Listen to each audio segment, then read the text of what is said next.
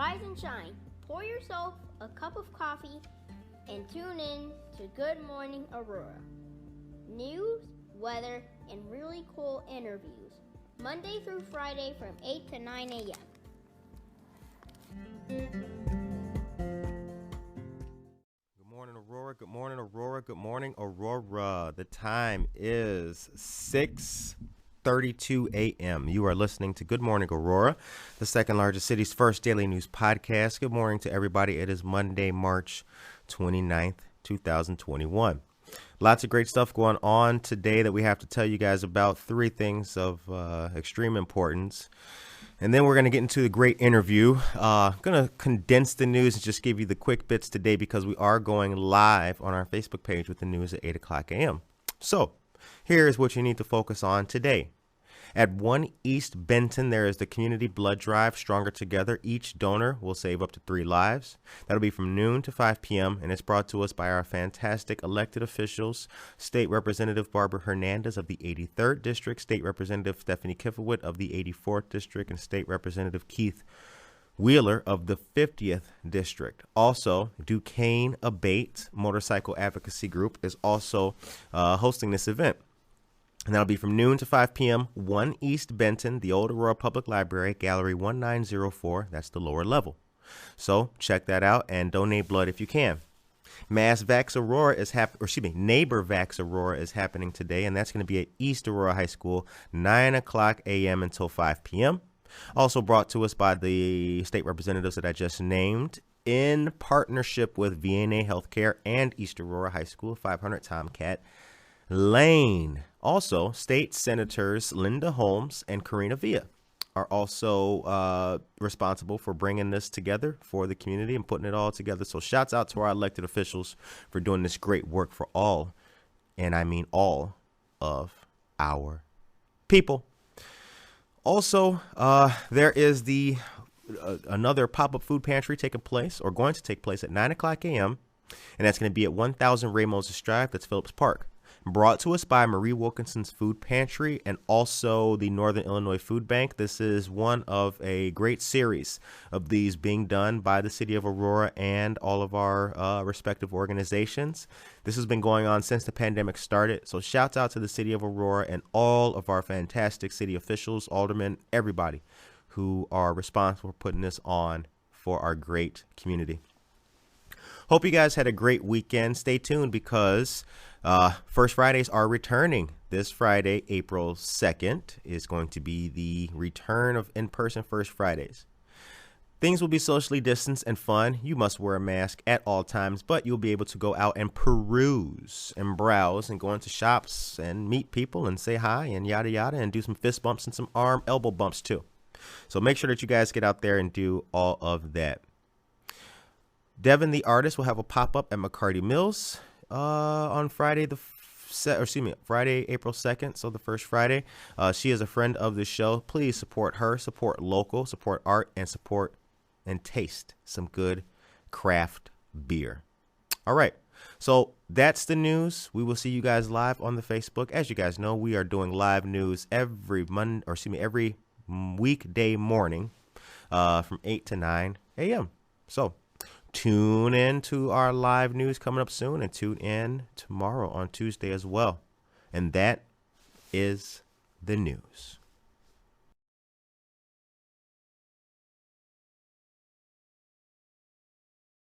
Good morning, my brother. Good morning. How you doing, sir? I'm doing good today, man. I'm doing very good. Did a little bit of double booking, but I read both books, so I'm reading the second. So for our listeners and our viewers, let us know who you are and where you're from. Sure, absolutely. My name is Kenny Abbott. I live here in Aurora now. Originally grew up in the Washington D.C. area. I was born in California, actually. So I've done my tour of the U.S. We moved here from Indianapolis, and before that I was in Nashville, Tennessee. Oh, wow. Yeah. Nashville.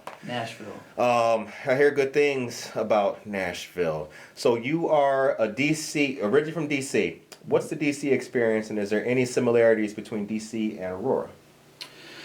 Yeah, I think, just knowing where you are, spatial awareness, I think is key, right? You go into certain parts of DC, you need to know where you're going, and you need to be prepared for it. And not to say that that one part of town is worse than another. They're just different, right? You go into Southeast DC, it's different than Northwest DC. Northwest DC is a lot of businesses. It's highly populated. That's where you're going to go for bars and restaurants.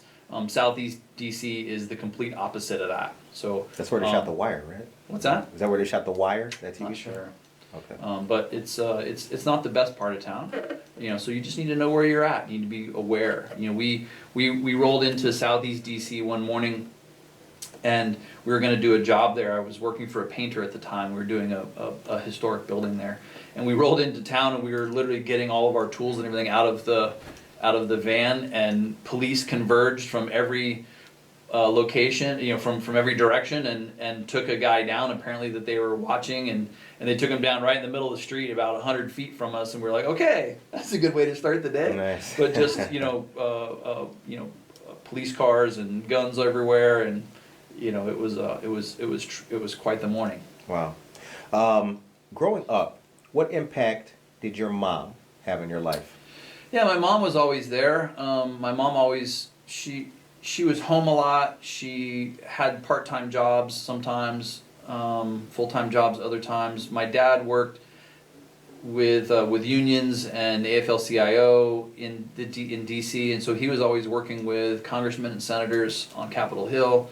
So he was out a lot. He traveled a lot. So it was really mom that was keeping the house down, and but when she had jobs trying to earn extra income and stuff, I was kind of a latchkey kid. So they were always gone before I left for school, or I left for school, and I was usually by myself when I got home. So I was kind of one of the latchkey kids. So I'd go to school, come back. I wasn't playing sports in school because we traveled all the time during the summer months, and so that's when all the camps were, right? If you're going to play football in the fall, you got to go to summer camp, and we were always gone during summer. So. Right. My parents always made time to travel, so I traveled quite a bit when I was young, driving around. My parents, when we lived in California, they would drive up and down the California coast to go see relatives in Idaho or Arizona. We would stop and camp in the redwood forest and stuff like that. So we drove a lot, and so we always had a big touring car that we were in, big Galaxy 500 or something, and then when we moved to the East Coast, my mom's family was from Vermont, so we would actually get in the car and we would drive to Vermont, but we would stop in Gettysburg or Boston and New York or somewhere along the way, and then somewhere else all the way home. My dad would never take the same route anywhere. He would always go a different route, so we always saw something different, and so.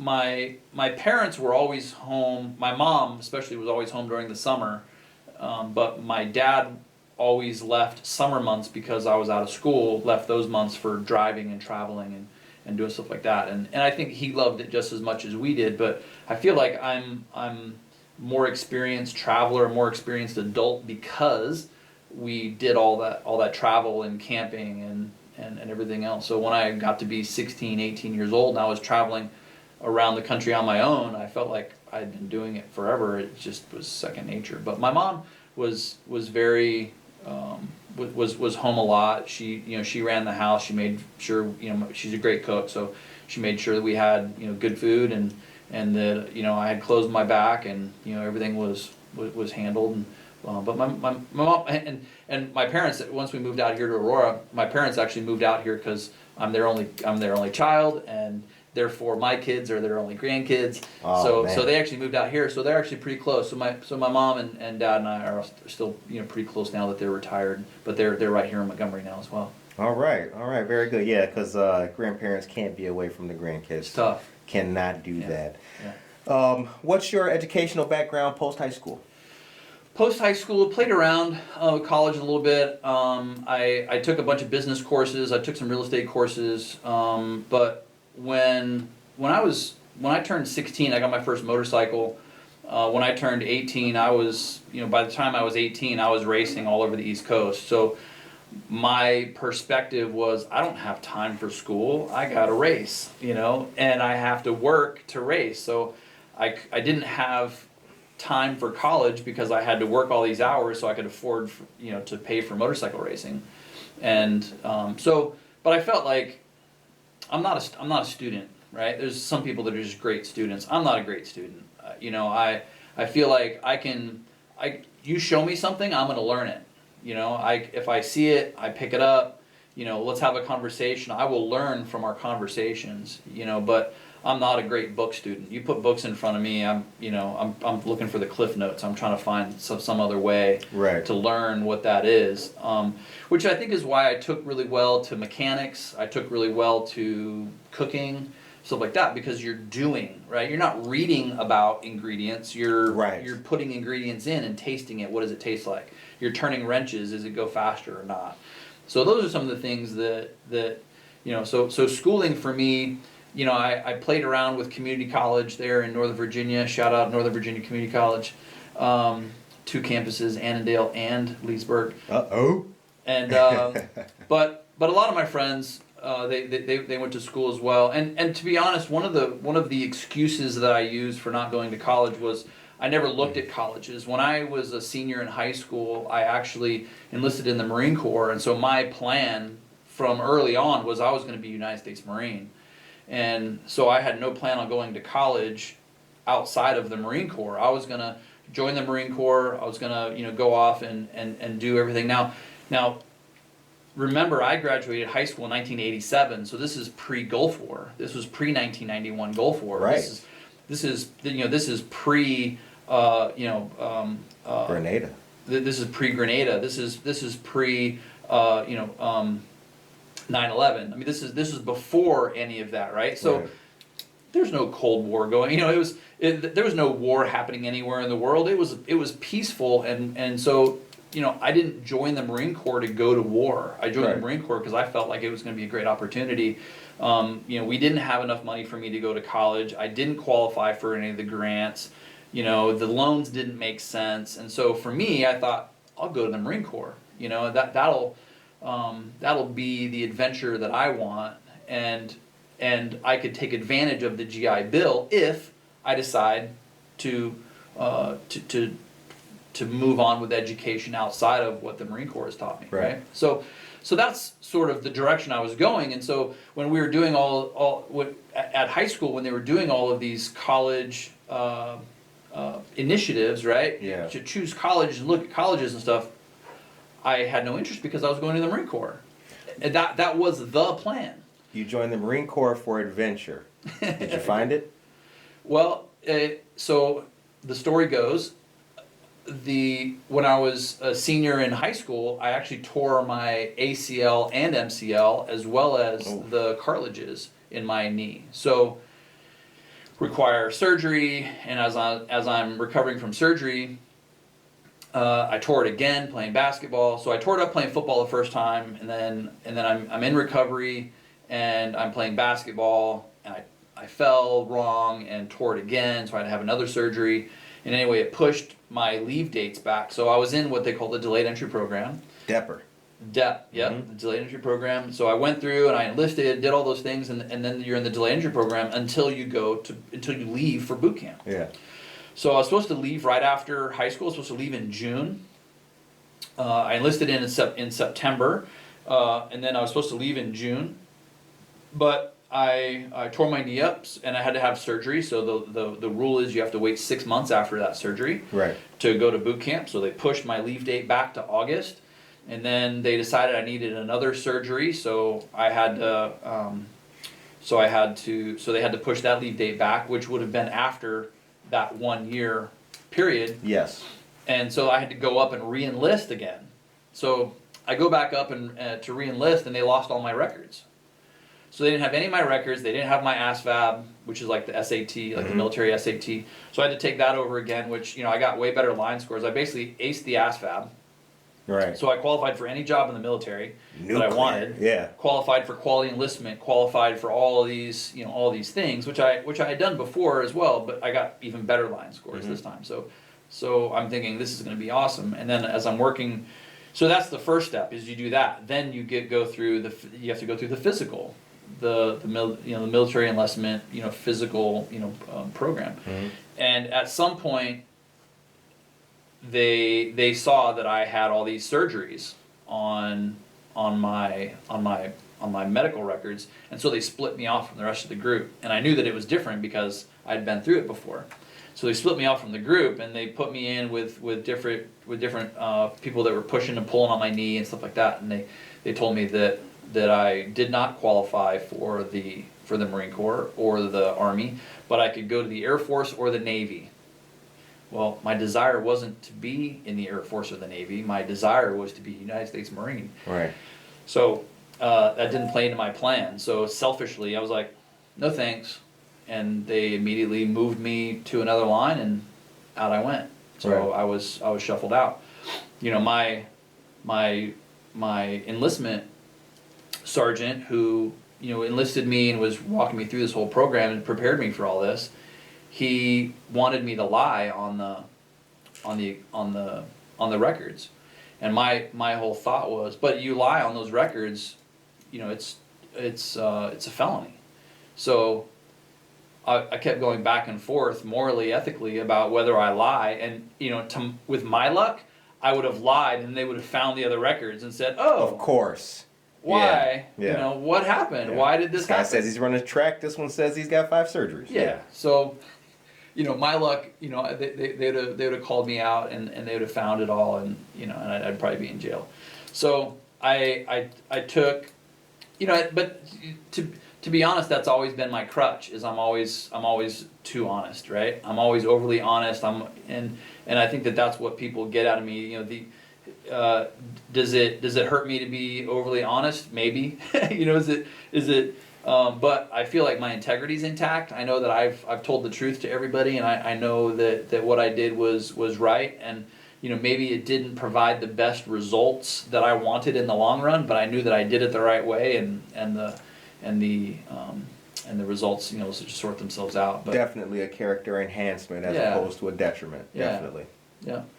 So today we're going to talk about HVAC Fantastic. and marketing. I know both of those. You subjects. do know both of those. Tell us about Harmonic.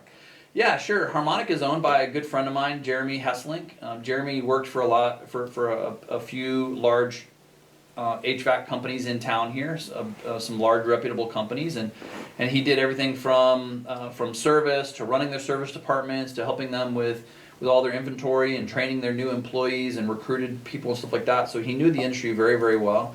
And he got to a point where he was just kind of topped out, and he couldn't do anything more there. He couldn't earn any more and couldn't really do anything more. And the owner actually encouraged him to start his own company, to become his competition. And so he did. And so he started Harmonic in 2016, and he's just been on fire ever since. At the time, he asked me if I was looking for a job and if I could help him. And I think at the time he was really looking for someone to help with the mechanical stuff, which I can turn wrenches and I can understand theory, but I didn't have the certifications, I didn't have stuff like that, and the timing wasn't right because I was doing other things that I felt were more my niche.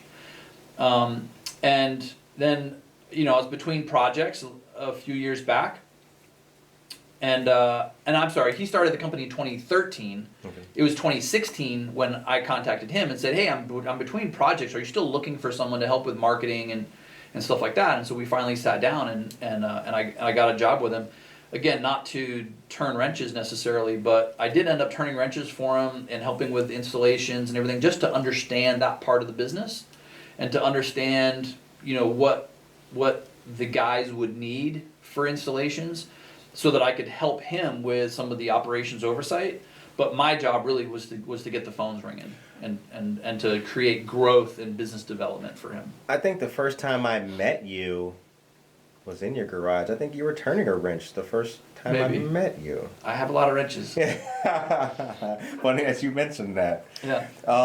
So now where's Harmonic located? So Jeremy is here in Oswego. Our shop is actually right in the crossroads of Oswego, Naperville, Aurora, and Plainfield. Okay. Kind of near White Eagle there, right.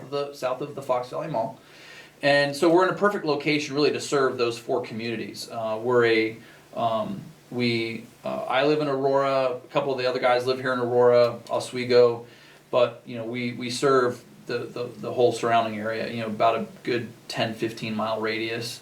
of that. But like I said, we're strategically placed right there in the crossroads of Aurora, Naperville, Oswego, and Plainfield. And as you know, a lot of people that live in that area, work in Aurora, Naperville. It's a pretty short drive for everybody, and it's pretty accessible from there. So, yeah. So you were brought in to get the phones ringing and to get the word out, basically, about the store. Yeah. How'd you do? Yeah, we did good. We had pretty consistent growth right away, and then Google changed their platforms a little bit, and Facebook has changed their platforms a little bit. So guys like me that really study how those things work and use specific techniques.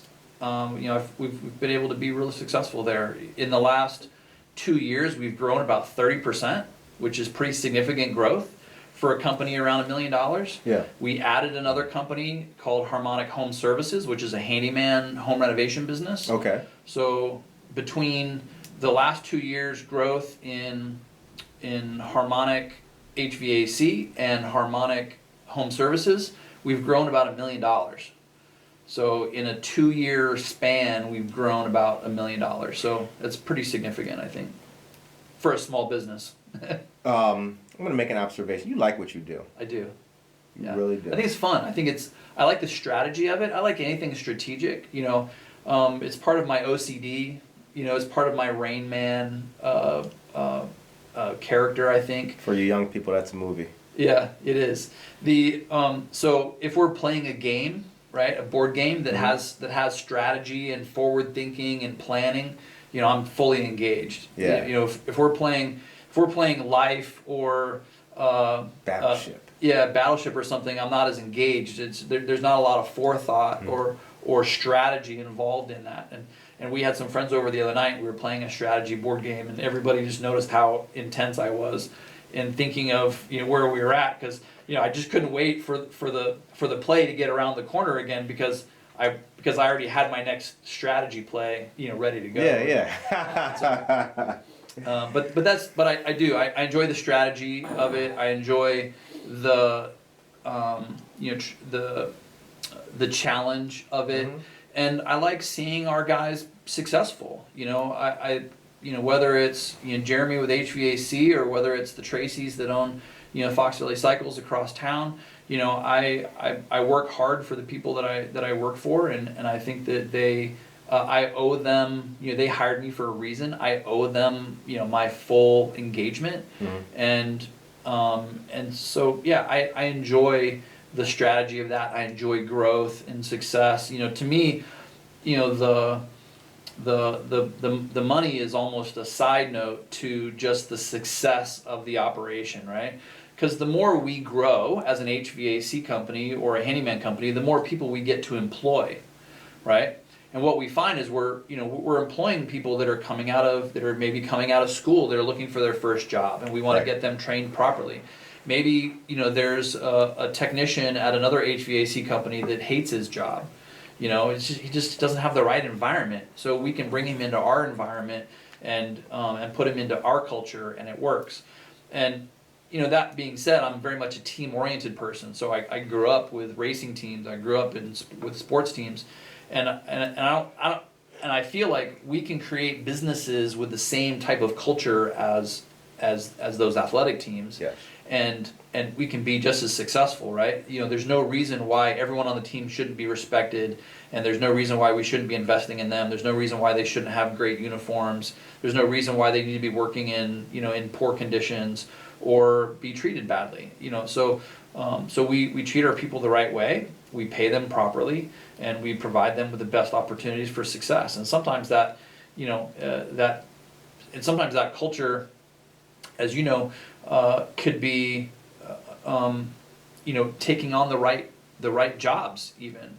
So there are some jobs that aren't right for us, right, and there are other jobs that are perfect for us. So we try to stay in our niche. We don't take jobs in downtown Chicago because it takes too long to get there. Right. We lose profitability with guys sitting on Route 88 an hour and a half each direction. Yeah. The guy doesn't want to sit there. He'd rather be doing something else. We're not generating revenue.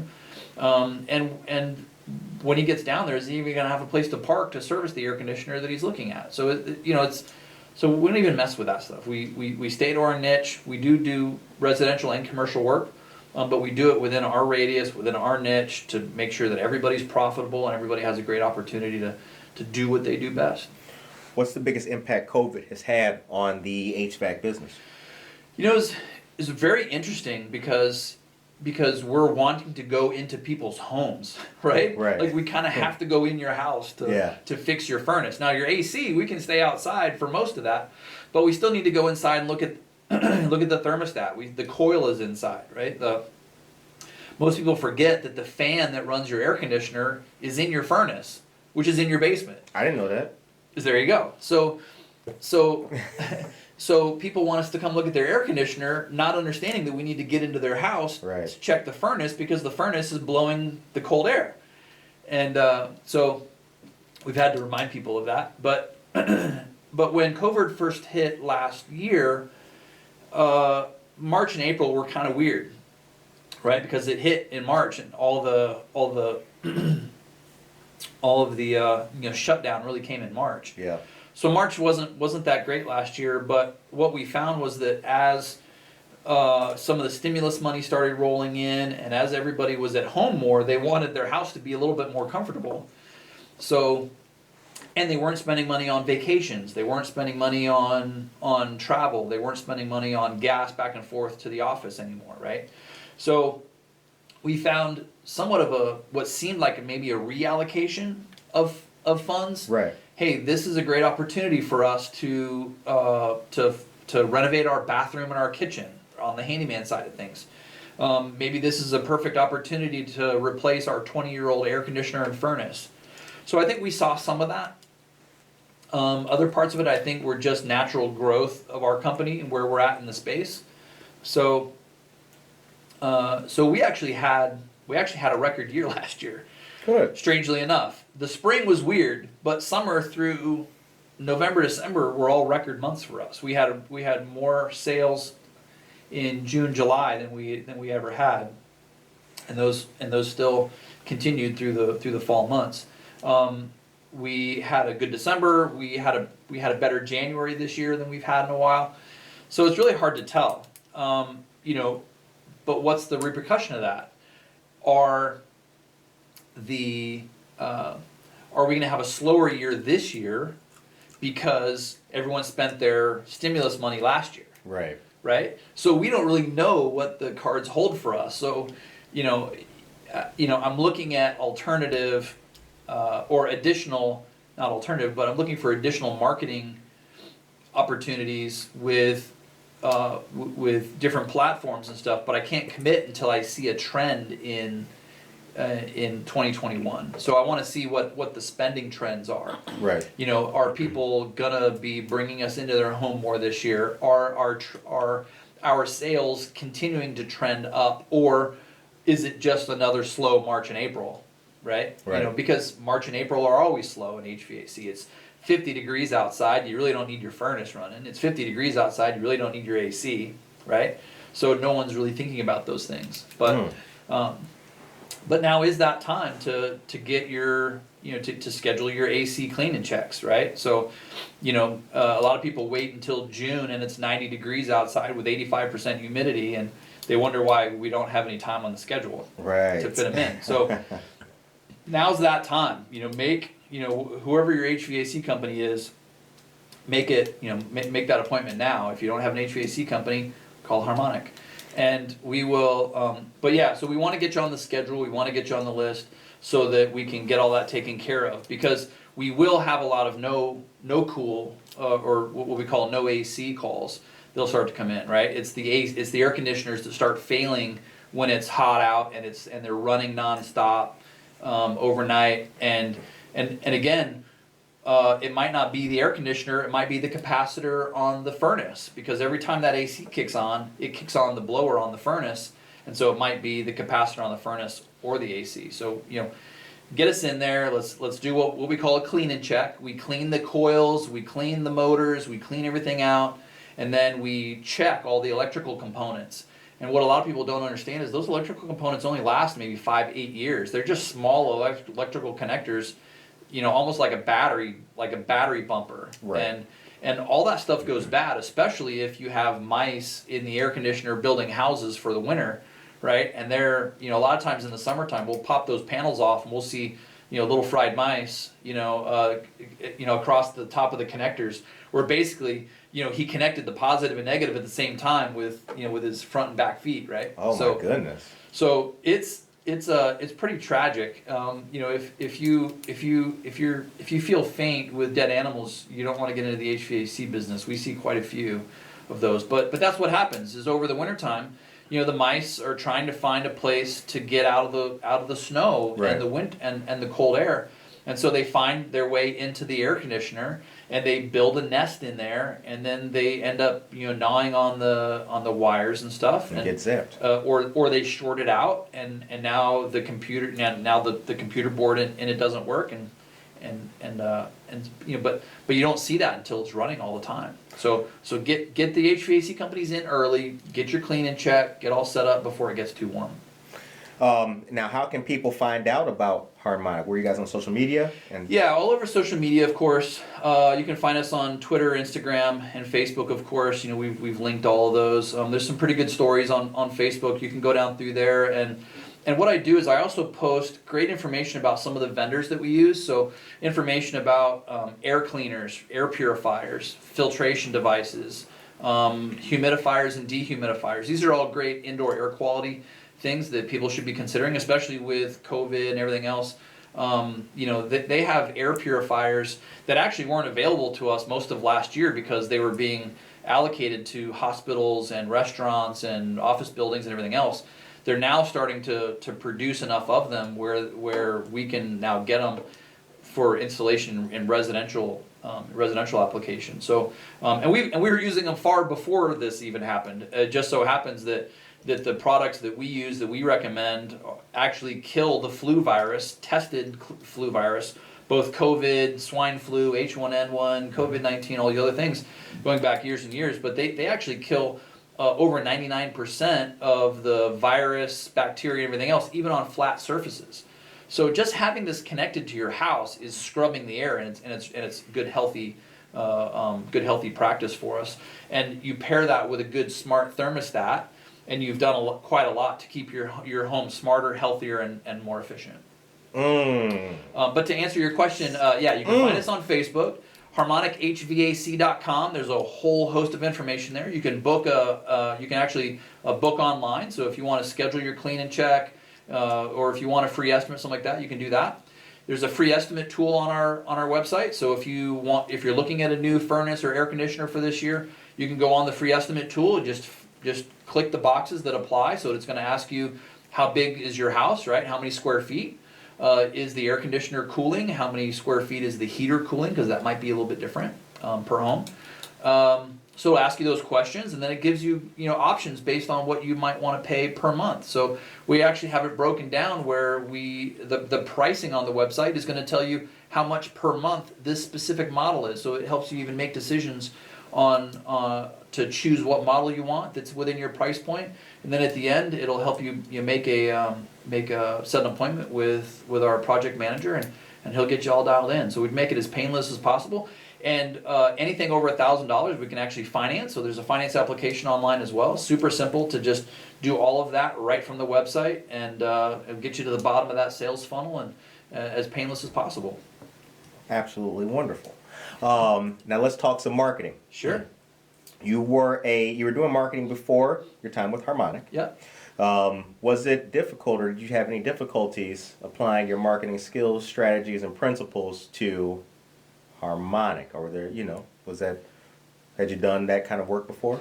Well, as everybody knows, marketing and social media changes monthly, right? I mean, the algorithms change, everything changes. When I first started doing marketing, we didn't have Facebook. We didn't have Twitter. We didn't, websites were kind of barely a thing, right? Like there were websites, but you didn't really have e-commerce from a website. We didn't have Amazon. We didn't have, right? I mean, we didn't have Facebook Live. We didn't have any of these tools that we have now. So I think marketing is always evolving, and as a company, you have to evolve with it. You don't necessarily have to be on the front side of it, but you have to utilize the tools that people are engaging in, right? If you know that Facebook is still the #1 most popular social media platform in the world, and if you know that that the people that utilize Facebook spend at least 40 minutes a day on Facebook, which is more than the other platforms, right? If you know all these things, then why are you not using Facebook as one of your primary platforms for marketing, right? If you know that Google is the #1 search engine in the world, and you know that Google has a whole platform of tools to put your business in front of the people that are utilizing Google all day. Literally called Google My Business. Literally called Google My Business. If you're not utilizing that platform, you're failing your company. Right. You have to utilize those things to be in front of everyone. And the best part about both of those platforms is what? They're free. They're totally free. So you have to utilize those platforms. So the only thing you're really losing, if you want to call it losing, is time. So the #1 thing that you hear a lot of business owners or business managers or marketing managers say is, well, I don't have the time. I don't have time to market my business. Right. But you don't have time to market your business, really? Like, how will your business survive if you don't market your business? Well, I get enough word of mouth advertising. Okay, but how sustainable is that? Because once all your friends buy your product, what is the funnel then to get more people to buy more of your product? Right? Unless it's something that you're going through, right? You know, if you run out of orange juice, you'll come back and I'll sell you more orange juice, right? But with regards to a furnace or an air conditioner that you only buy once every 15 to 20 years, you know, I'm only going to see you every 15 to 20 years. Right? So I have to get in front of new markets. Well, the great thing about Google My Business and Facebook is that you can schedule stuff ahead of time. So if you don't have time 9 to 5, Monday through Friday, then take a Saturday morning and schedule some posts for your Facebook, right? The great thing about a lot of these things is it comes down to photographs. If you're not taking photographs of your business and your people and your brand and your store and your trucks or whatever it is, you know, I think you're also doing a great disservice. You know, branding those things and collecting photographs from those things is essential, because you're going to use them in your social media. You're going to push them out through Facebook and Twitter and everything else, which you can link all those together, by the way. And then on Google My Business, you can go in there and you can actually upload photos, 25 photos at a time. Right? Sometimes I'll put, you know, and it's literally the time that it takes is hitting one button on Google My Business, hitting another button to say I want to add photographs, and then clicking 25 photographs within your gallery that you want to link, and then you have 80 characters to give a subtitle or to give a caption to, right? If in that caption, if we're going to promote Good Morning Aurora, right? You know, we're going to have 25 photos of previous guests, of cool things around Aurora, of logos, of cameras and microphones and all that cool stuff. You know, we're gonna select all those photos, and then in the caption we're gonna say, "Good morning, Aurora." You know, we're gonna say Aurora Radio, Aurora TV, right? You know, live Aurora Media. You know, whatever it is that fits within the 80 characters. And the cool thing is, as soon as when I hit, you know, to upload those 25 photos, you now have 25 photos that are out on Google that have that specific SEO search term, right? So now, the next person that types in Good Morning Aurora or Aurora TV or Aurora Media, right? There's now 25 photos that can pop up that have that one specific search term on it. Okay? So on the HVAC side of things, you know, what are some good SEO terms? How about furnace repair near me, right? So furnace repair in Aurora, furnace repair Oswego, furnace repair Naperville, furnace repair, right? So if I put, let's just say that I put 25 photos out this morning while I'm sitting on the toilet. I put out another 25 photos when I'm at Home Depot later, sitting on the toilet. And let's say, you know, Tuesday or Thursday night, I'm getting ready for dinner and I have a few minutes to myself. I put out another 25 photos, right? By the end of the week, I can have 100, 200 photos with furnace repair in Aurora out on the internet. So the next time Diesel types in furniture repair in Aurora, whose photos do you think, just what percentage, do you think it will be that he's going to see my photos? Pretty high percentage. Very high, yeah. So I win, right? I win that battle. Versus my competition, I win that battle, right? They're going to see more of my photos. Well, if they see more of my photos, maybe they'll go to my website before they go to my competition's website, right? So it's a battle of attrition in some ways. You know, how can I increase my odds that when people search for that one specific search term that they're going to find me? Now, there are ways to do this outside of the free platforms, right? Pay-per-clicks, AdWords, right? You can go pay for a lot of advertising, and you'll get it, and you'll do very well in search if you pay the money to go do that.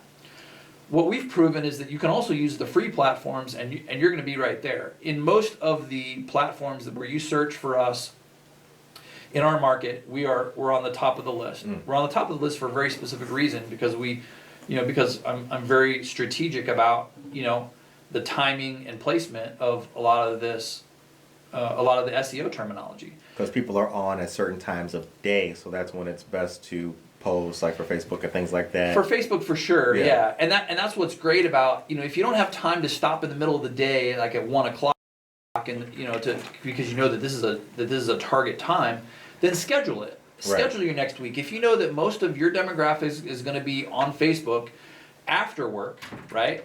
4 to 6 p.m., 4 to 7 p.m., then schedule 2 posts a day to hit, after 4 p.m. Schedule one to hit at 4:30 and another one at 7:30. You can schedule all that. It's easy. But in regards to Google and Google My Business, it's to me it's about saturation. It's about saturating the market with the specific SEO terms that you think are going to be valuable to your company. And so we do that, not only through the photographs, but they have posts. And so, I renew posts, and I'm good with posts. Again, people say, well, I don't have time to do a post. I don't have time to do blogs. I don't have to do that other stuff. But honestly, like once you have it in there, you don't have to rewrite. You don't have to write 365 posts so you have one a day. You have to write 5 or 6 that you can repost every week or every couple of weeks, so that you're recycling the same data. Right. Because with Google My Business, it knocks them off every week. The posts are only available for a week, and then they go away, and then you have to post again. So if you have a database, let's just say Word documents that have all those posts in them that work, that have the SEO terminology that you want, and they're well written, then you can just copy and paste those in whenever you want to. Yep, that's it. And you're not spending the time to do it, or pay someone to write them for you. What is your marketing company? So I have a marketing company now as well called Globetrotter Media Group. Okay. So Globetrotter Media Group is and that originally started from Globetrotter Sports, which was a sports media group where you do marketing and PR and radio, TV, stuff like that. We help with sponsorships on the racing side of the industry. But I work with about 5 local chambers here in the Aurora area, and they're always looking for different help and advice and business development ideas and stuff like that, and so I'm always helping them as well. So I had to get away from the Globetrotter Sports. Well, I still have Globetrotter Sports, but for around here, it had to be something different. And for what we do with Cycle Vision Network and all kinds of other stuff, we decided to call it a media group, because we do a lot of other media. We do writing and production and video and radio and stuff like that. So Globetrotter Media Group is just better fitting to all of the different things that we do within the media globe. You're a very motivated person. My wife wouldn't say that. I'm impressed and have been impressed by the wealth of knowledge that you have. Thanks. Okay? And I also think that it's good that you are willing to help others share that out. What's some of the most common misconceptions people make? We already talked about, like, if you're not taking advantage of the social media tools of today, you are behind. Yeah. Besides that, though, what's some of the biggest misconceptions people have about marketing? I think just the connection, right? I think that a lot of people fail to connect with their primary market. I think people fail to connect with other partners that they could have in the area. Right. I think that not being connected to your local chamber of commerce is a huge mistake. Just being a member of the chamber is huge because you at least get the emails and the data with events and social activities that can help you get connected to other potential businesses that might be good partnerships for you. For instance, someone who's involved in real estate, what's the economy look like around real estate, right? You have people that are buying and selling homes. So as a realtor, right, you have someone that are buying and selling homes. You have to finance, you need financing, you have legal, right? There's insurance. Right. You have all these things. So if as a real estate broker myself, if I'm buying and selling real estate, I need to connect with people so that when you want to sell your home, you call me to help you sell your home. If you want to buy a home, you're going to call me to help you buy a home. But I also should have in my pocket, I should have at least a couple of finance companies in my pocket, right? So that when you want to get financed, you have a couple lenders that I call this guy, call that guy, let's figure out, let's get you lending, because you have to have lending. You're not going to put $240,000 in cash down on a house, right? You're gonna finance it. You're gonna need insurance. Is your insurance good, bad, or indifferent, right? Can I help you save money on your insurance? You're gonna in the state of Illinois, you have to have a real estate lawyer as a part of the transaction. So you have to have a real estate lawyer. Well, if I'm gonna make you go out and find all those people on your own, how do I know, or how do you know that they're quality people, that they have the same integrity that I do, that they have the same integrity or morals that you have? Right. So even as something like real estate, you should be surrounding yourself with those contacts, and you should have several of them, not just one, right? Right. So I think that a lot of people think, I'm going to get involved in real estate, and they're just trying to buy and sell homes for people, and they're not thinking about the entire economy of that and the partners that they should have. And so getting connected and being part of a community like leads groups and chamber of commerce groups, those are extremely important in business and in community, and especially with COVID the way that it's been, where we're also isolated. If you didn't have an outlet to groups and conversations on a weekly, bi-weekly basis, I think you're going to be a lot more stir crazy than the folks that have those communities to fall back on. What does America mean to you? America? Mm-hmm. I think America's always been about freedom and diversity and culture and those types of things, and living your dream, whatever that dream is. If you just want to, if you just want to lay on the couch and watch TV, you're free to do that. Chances are you're not going to qualify for that $240,000 house we were just talking about, right? But if that's what you want to do, and you can get by and you can skate 30 years doing that, and have at it, right? If you inherited, great grandpa's money and you got an RV and you're touring the country, fantastic. I feel like, recently everyone's talked about liberties and rights and justice and everything else. And I think that my opinion is everyone has the right to do what they want until it infringes on my rights, right? So I feel like, if you wanna go wave flags and you wanna do all this other stuff, that's fine. You have free reign to do whatever it is you want to do, until you start infringing on my rights. Right. And then I have a problem with it. And so I'm pretty independent. So I'm not claiming one side of the political spectrum or the other. I believe heavily in treating people the right way, right? The golden rules. We come back to my mom. My mom taught me, treat people the way you want to be treated.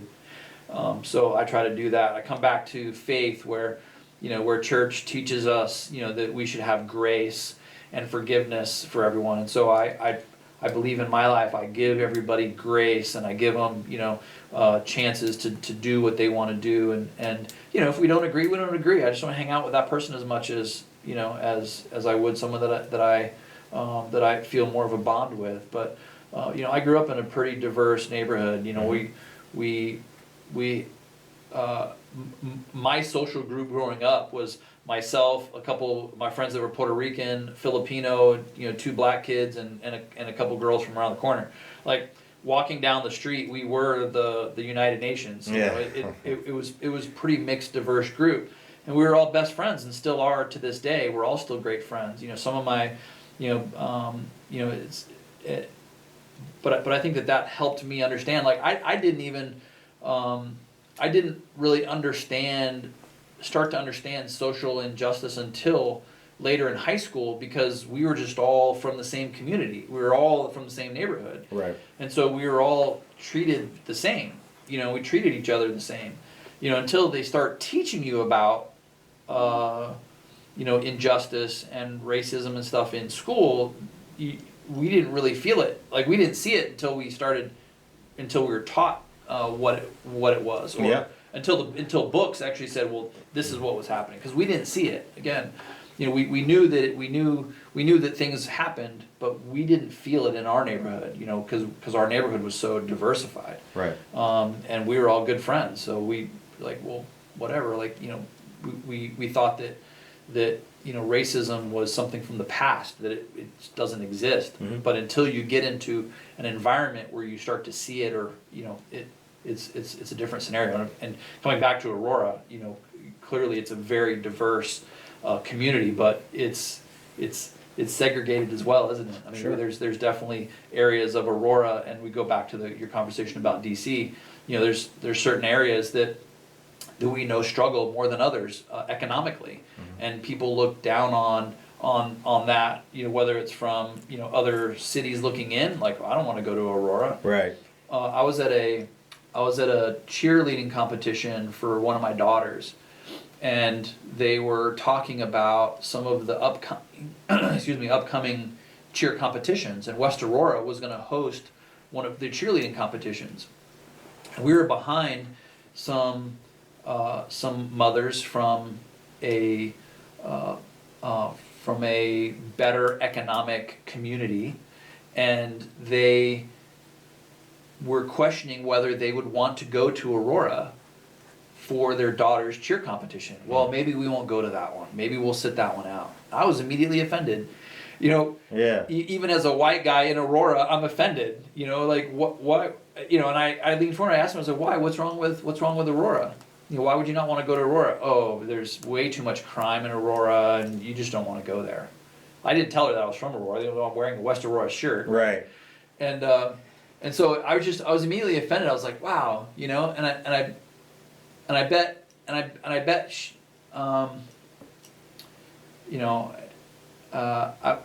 won't get into, well,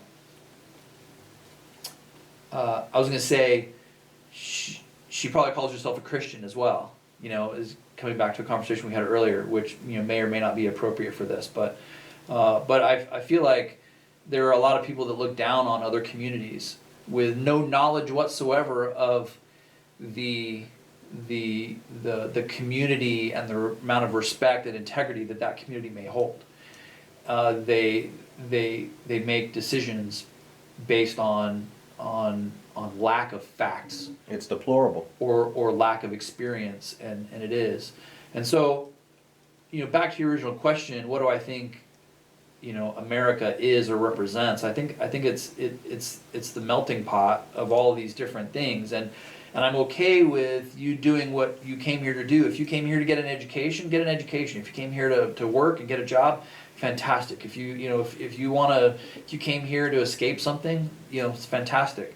I feel like everyone has their destiny, and you may not know what that is yet, but you have the opportunity here to figure it out. Oh yeah. And if you dig deep enough, you'll find people in your community that will help you rise to whatever it is you want to achieve.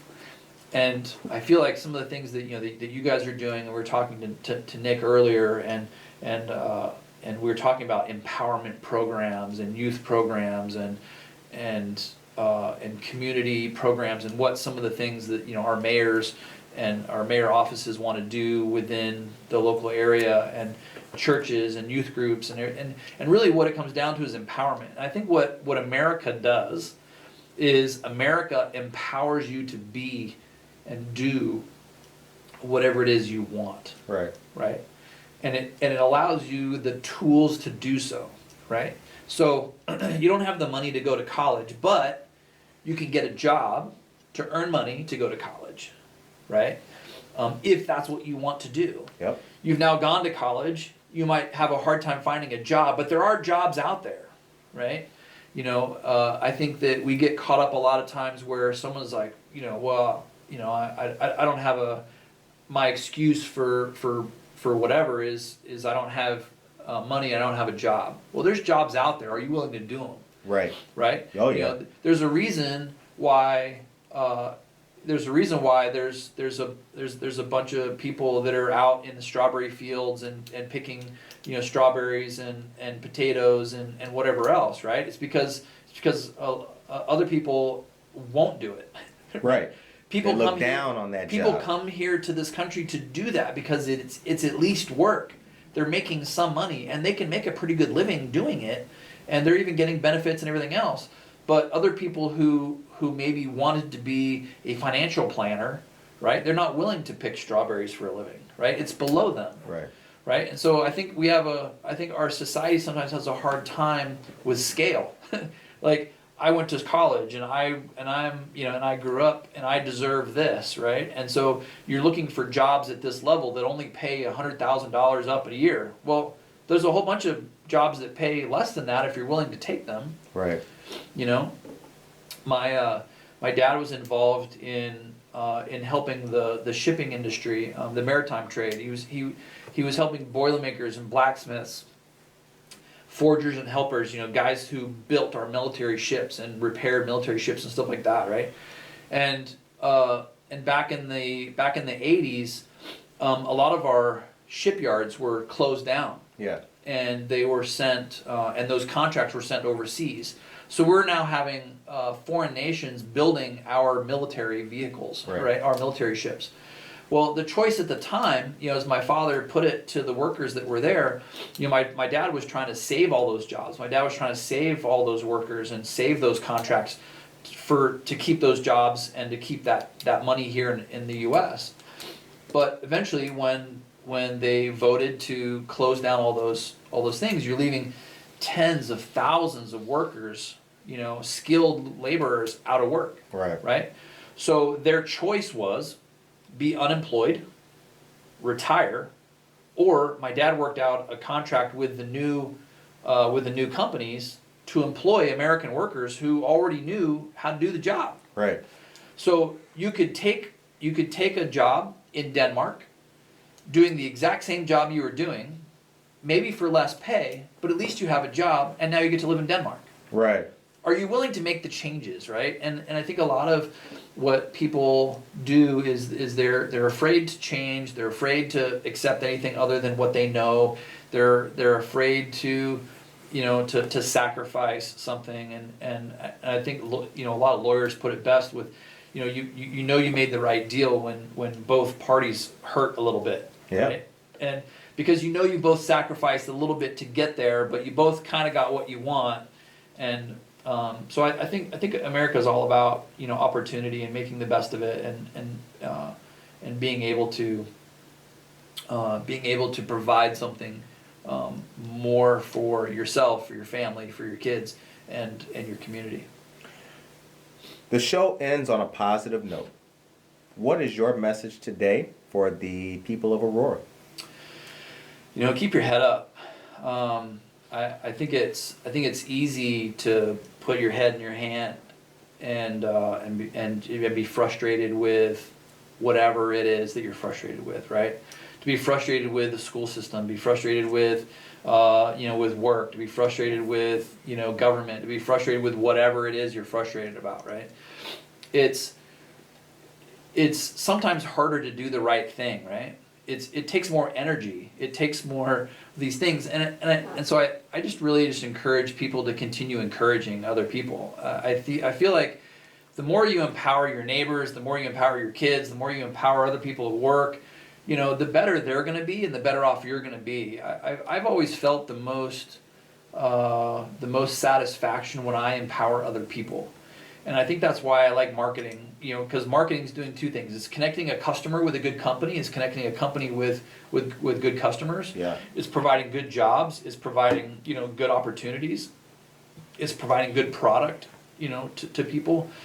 I think it's hard. It would be much harder for me to be involved in a company that was selling a bad product for the wrong reasons. Right. Right. So I'm encouraged all the time that we have an owner at Harmonic that cares about their people and cares about his company and cares about his customers, that really wants all of these things to be right. I mean, he's doing it for the right reasons, and it's not about the money. It's about doing the right thing for people, and I feel like the more people we have in our community that are looking out for each other, the more people we have in our community that are empowering other people and doing things for the right reasons, the better community we have. And it's just easier to be proud of that community, proud of each other, and I'm proud of where we're going. I think, we talked a lot about reflections of stuff in the past, and I think we need the past to be, we need to know the past to look ahead. Definitely. And so I feel like, understanding the past and where we've been is extremely important. But how do we continue pushing forward? How do we continue to empower our kids and let them and give them the skill sets that they need, the life skills that they need to be great humans when they get older? How can we uplift our neighbors? The Bible describes a neighbor as everyone. Yep. Right? The Bible describes our neighbor as everyone that we have influence over, everyone that we touch as our neighbor, not just the two houses next door to us and the person across the street, but neighbor is everyone that we touch throughout the day. So love thy neighbor, I think, is important, and I think just carrying that message of empowerment and love and grace to everyone and everything we do. There's a leadership course that I teach as well through Globetrotter Sports, and when I teach this part of the course, I always get a lot of feedback that people haven't really thought about it this way. But when I talk about being a leader, right? When I talk about being a leader, I talk about being a leader at home, at school, or at work, right? And in your community, right? Some people are great leaders at home, right? They get to work and they're just a horrible boss, right? And they're not part of the community. Maybe someone's a great boss. They run an incredible business, right? But they're sacrificing time with their kids and their wife, or their husband, right? Maybe they're great at community service, but they're not doing what they need to be doing at work and running their business, right? Or vice versa. So how can we, as people, continue looking forward to be great leaders and to have love and grace and forgiveness at home, at school if we're students, or at work if we're employed, and within our community? How can we balance those things, right, so that we're better, our family's better, our community's better? But I think that once we get to the point where we're all doing those things, I feel like we're going to be significantly better off. Well, on behalf of Good Morning Aurora, we appreciate your time, sir. Oh, thanks. We really do. This was a great episode with which to learn about marketing and Harmonic and get to know yourself and the type of individual that you are. Oh, thanks. Our community is stronger with the diversity that we have in it, and you're a part of that, so we really appreciate it. For our viewers and listeners on Spotify, shout out to Harmonic for your HVAC needs and any questions you have about marketing. Globetrotter Media Group. Yep. Globetrotter Media Group can definitely help you. Yep. We will check you guys out tomorrow. Live news on Facebook in the morning time. Tune in at 8 o'clock a.m. And shouts out to all of our fans out there as well. Have a great day, guys. Yeah. Peace. Make sure you follow and share all the Good Morning Aurora shows. That's right. That's right. Right.